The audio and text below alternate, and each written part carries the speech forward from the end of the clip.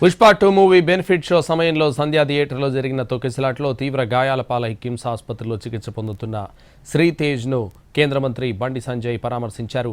శ్రీతేజ్ ఆరోగ్య పరిస్థితి ఎలా ఉందో వైద్యులను అడిగి తెలుసుకున్నారు.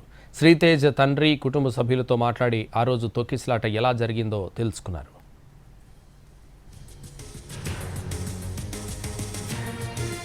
శ్రీతేజ్ త్వరగా కోలుకోవాలని ఆకాంక్షించారు బండి సంజయ్. పరస్పర రాజకీయ విమర్శలను ఆపాలని విజ్ఞప్తి చేశారు. ఆయన ప్రతి ఒక్కరూ శ్రీతేజ్ సంపూర్ణంగా కోలుకోవాలని భగవంతుని ప్రార్థించాలని కోరారు.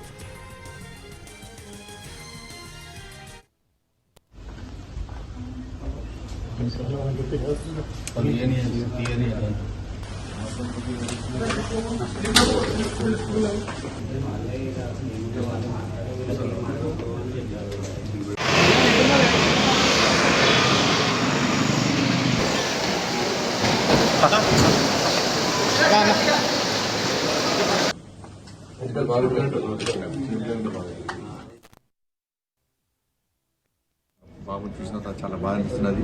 చిన్న బాబు, డాక్టర్లు కోలుకుంటున్నారని చెప్పి డాక్టర్ చెప్తున్నారు.